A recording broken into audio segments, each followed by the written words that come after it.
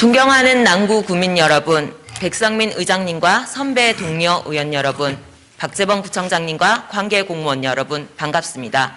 용호 234동 국민의힘 고선아 의원입니다. 부산 남구 대연동의 원룸촌 주변에는 부경대, 경성대, 동명대, 예술대 등 4개의 대학이 소재하고 있어 1인 가구가 거주하는 비율이 타 지역에 비해 상대적으로 높으며 타 지역에서 온 대학생은 학교 기숙사만으로 수용이 턱없이 부족하여 원룸촌이 형성된 대연동에서 주로 생활하고 있습니다. 실제 대연동의 22세에서 32세 청년층 인구 비율은 30%로 남구의 다른 지역보다 높으며 1인 가구 비율 또한 64%로 매우 높은 것으로 나타나고 있습니다. 대연동 원룸촌의 환경은 좁은 도로 주변으로 경비가 취약한 다세대 주택 건물이 밀집되어 있고 건물의 어두운 이미지로 범죄 예방 및 안전 확보가 취약한 실정입니다. 이러한 지리적, 물리적 여건 등으로 5대 범죄 발생 건수 또한 최근 3년간 평균 500여 건 이상 발생하고 있으며 특히 강간, 강제, 추행 및 폭력 범죄가 꾸준히 증가하고 있습니다. 지금까지 발생한 강력범죄 중 지난 19년 4월에 발생한 대연동 일원 원룸촌의 여대생 피살 사건은 너무나 충격적이었습니다. 사건 발생 후 경찰 및 부산시, 남구는 범죄 예방 강화를 위해 대책을 수립하겠다고 발표하였으나 2년이 지난 21년 1월 27일 여대생 피살 사건이 발생한 곳과 걸어서 2분 거리에서 20대 여성을 상대로 한 성폭행 사건이 또다시 발생하였습니다.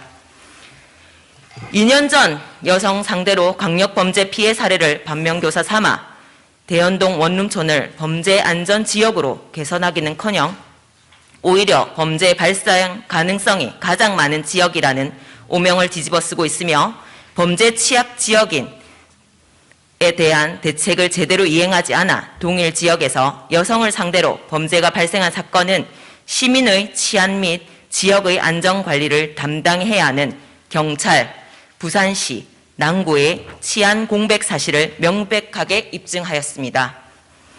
무엇보다 대학가 원룸촌은 여성, 새벽, 혼자 등 범죄에 노출될 만한 조건을 갖추고 있어 범죄에 취약한 지역임을 누구나 다 아는 만큼 예방 대책이 시급히 요구되고 있지만 지금까지 계속 범죄 사각지대로 방치하는 행위는 정말 심각한 상황이 아닐 수 없습니다.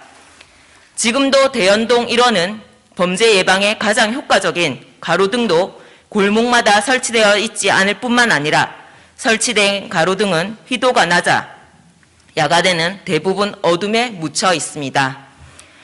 이뿐만 아니라 비상벨 CCTV도 설치가 되어 있어도 제대로 기능을 할 수 없는 상태로 방치되어 있습니다. 범죄 예방에 가장 기본적인 이러한 시설이 재기능을 하지 못함에 따라 심야의 강력 범죄가 발생하기 쉬우며 또한 여성들을 대상으로 한 범죄 가능성 또한 매우 클 수밖에 없는 것입니다.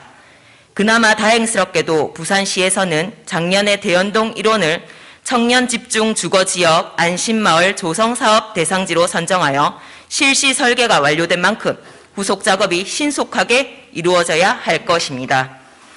코로나19 사태로 홀로 생활하는 시간이 길어지고 있는 만큼 지금부터라도 신속한 예방 대책을 마련해야 할 것입니다. 이에 본 의원은 다음 사항을 제안합니다. 먼저 범죄 취약 지역인 대연동 원룸 일대를 환히 비춰줄 가로등을 최대한 설치해 주시기 바랍니다.